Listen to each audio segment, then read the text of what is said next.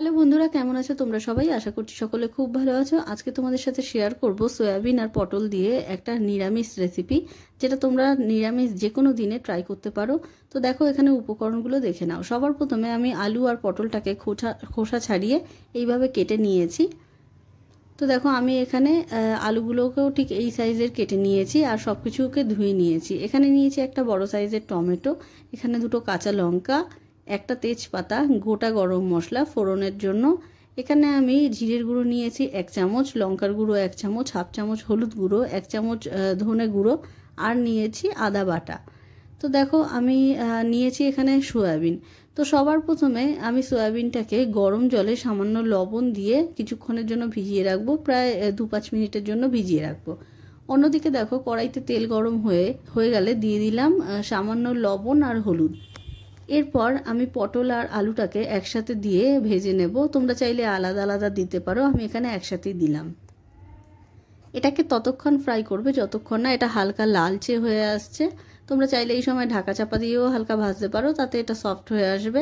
তো দেখো আমাদের ভাজা হয়ে গেছে মোটামুটি, এটা আমি হাই ফ্লেমেই ভেজেছি। তো এবার আমি নামিয়ে নেব। এরপরে দেখো আমি সয়াবিনটাকে জল থেকে এইভাবে চিপে তুলে নিয়ে নিচ্ছি। এরপরে সয়াবিনটাকেও আমি হালকা তেলের মধ্যে ভেজে নেব, প্রায় 1 থেকে 2 মিনিট হাই ফ্লেমে।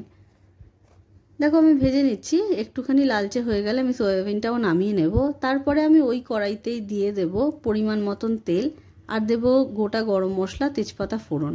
এরপরে টমেটো কুচিটা দিয়ে দিলাম।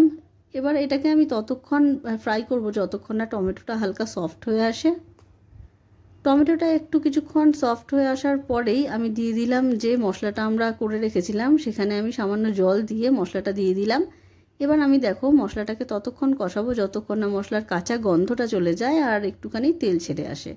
তেলটা ছেড়ে গেলে এবার আমি এখানে দিয়ে দেবো পটল আর আলু, আর সয়াবিনটাও আমি একবারে দিয়ে দেবো, আর দেবো সামান্য লবণ। তো তোমরা ভালো করে সব কিছুকে একটু কষিয়ে নিতে হবে। দেখো আমি ভালো করে সব কিছু মিশিয়ে নিচ্ছি। আমি এখানে সামান্য জল ব্যবহার করব যাতে আলুটা একটু সেদ্ধ হয়ে যায়। দেখো আমি সামান্য জল দিয়ে দিচ্ছি। এরপর আমি এটাকে ঢাকা চাপা দিয়ে প্রায় 2 থেকে 5 মিনিট মতো রেখে দেব, যাতে করে সমস্ত সবজিগুলো ভালোভাবে সেদ্ধ হয়ে যাবে। তো দেখো এবার ঢাকা চাপা সরিয়ে দিয়েছি। আলুটা দেখতেই পাচ্ছ ভালো করে সেদ্ধ হয়ে গেছে, সমস্ত সবজি ভালো করে সেদ্ধ হয়ে গেছে। এরপরে আমি এখানে 1 বাটি মতো জল ব্যবহার করছি। আমি এর বেশি জল দেব না, তার কারণ আমি একটু গ্রেভিটা একটু মাখো মাখো করব। তো দেখো ভালো করে আবার নাড়িয়ে চাড়িয়ে নিচ্ছি। তো দেখো ভালো করে বয়েল এসে গেলে, ফুটে গেলে আমি এখানে দিয়ে দিলাম চিনি, 2টো কাঁচা লঙ্কা, গরম মশলা গুঁড়ো, আর দেব সামান্য ঘি। তো আমাদের রেসিপিটি মোটামুটি হয়ে এসছে। এবার একটুখানি ফুটিয়েই আমি নামিয়ে নেব। তো চলো এটাকে সার্ভ করে নেওয়া যাক। তো তোমাদের রেসিপিটি কেমন লাগলো অবশ্যই কমেন্ট করে জানিও।